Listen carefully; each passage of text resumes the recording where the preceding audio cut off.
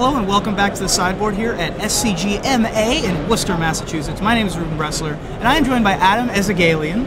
Adam has an interesting deck that you also took to a 7-0 start in Somerset, barely missing out on top 8, and you've started out 3-1 here? 3-1, yes. And doing very well with a deck that has Lobber Crew in it. So we have Lobber Crew. That's what really caught my eye at the beginning. Then I looked at the rest of the deck and was like, wow, this is quite greedy. Yes, I think would be you can the barely way to cast say the spells. Yeah, exactly. But when you do, it's fun. So tell me about the genesis of this deck.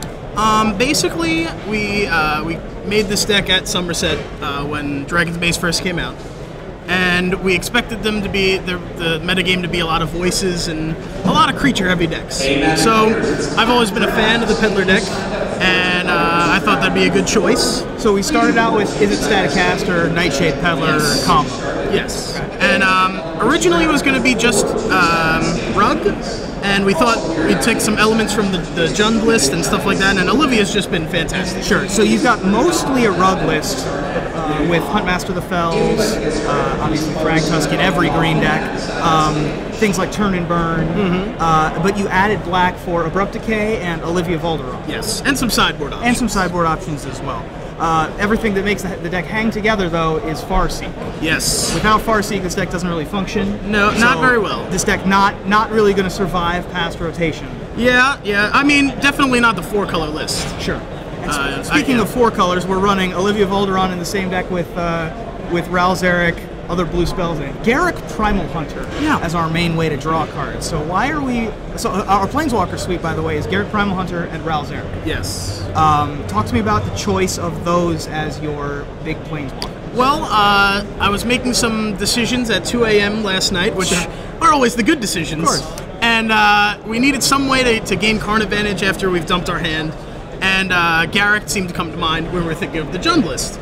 And we were like, well, I don't know if we can cast it and that kind of thing. We looked at how many green sources most Jund lists were.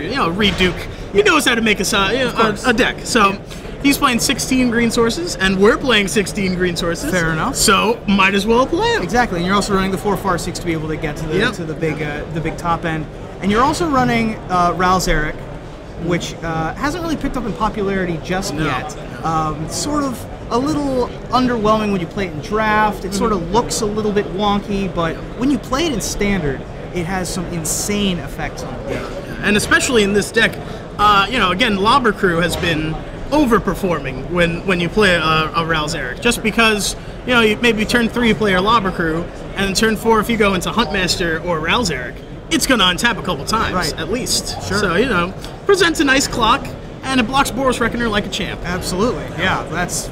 Wow, I didn't even think about that one. That's pretty good. Now, your biggest top-end spells are Thundermaw Hellkite, which has been the gold standard for a long time, the best mythic dragon, basically, that you want to play in a tournament. And one that's only just started to pick up in popularity, Ruric Thar, the Unbowed. Talk to me about Ruric Thar. He's been very, very good. And basically, we were thinking about either Ruric Thar or Sire of Insanity. And the original list in Somerset played Sire of Insanity, and it's been... good, but the problem is a lot of people have picked up on Renounce the Guilds and Worley does heals. That's everywhere. So, it becomes very susceptible, and that's supposed to be your big end game to try to beat the control-y decks. Right, and if they can just use their one instant to take care of it, that's not so great. So, our 6-drop became Ruric Thar.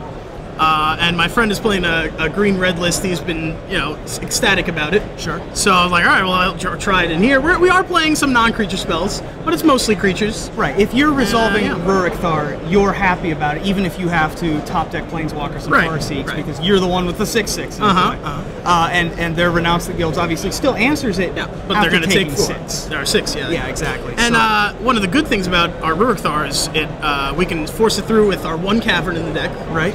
And we're going to name Warrior on that, which also lets us resolve our Lobber Crew. Lobber Crew is a Goblin Warrior with Defender. Interesting. I would never have thought that you could cast the Ruric Thar. Well, you couldn't have a catapult creature, so there's got to be someone piloting the catapult. Why not throw some goblins? So we've got our normal Huntmaster, Thragtusk, Olivia Volderon, Jund, mid-rangey kind of creatures, backed up by some blue spells, especially the Is It Static? Yeah. The sideboard options not nearly as weird as the main deck options. They Yeah. sort of support everything that's going on in the main deck. You've got your Rakdos Returns and Appetite for Brains, which necessitate the black splash. Right. Mostly for discard, and you've also got Slaughter Games, which has sort of fallen out of favor a little bit, although in this metagame there's a ton of blue, white, red. Right. Just an absolute ton of it here for mostly because I imagine because Matt Costa's from around here, Right. and everyone wants to be the next Matt Costa, but you can take out all the Sphinx's Revelations and things Yeah. like Once that. you get rid of the revs, it becomes much easier. So you're 3-1. And what was your loss to? I lost round 1 to Aristocrats. I think it was Act 2. Right. And it's usually a great matchup. I didn't really see a Staticaster early enough. Sure. And there were some player errors, I'm not going to lie. Of course. And I've been off the Open Series since Somerset. Right. This is my first one getting But back. But other than, and this deck does not look susceptible to Lingering Souls at all with no, Thundermaw no. Hellkite and Olivia, as well as is it Staticaster. So I think that's an okay matchup. And you've won your other 3 matchups. Yeah. This deck actually looks like, first of all, it looks like a ton of fun to play. And actually, it just jams all the best cards in Standard together. Which, when we first saw the dual lands, in concert with Bloody Lands, we thought, well, why don't we just play the best cards all in the same deck together? Right. Well, that's what this there's deck is absolutely doing. no reason not to. Absolutely, that's what this deck is doing. And oh, by the way, Lobber crew. Yeah. Able to keep Planeswalkers in check, able to be a finisher in and of itself. So very impressed with this deck. And Adam, thank you so much for bringing it over. Thank you for having me. Nice to meet you. Yeah. And we'll be right back here at SCG Worcester.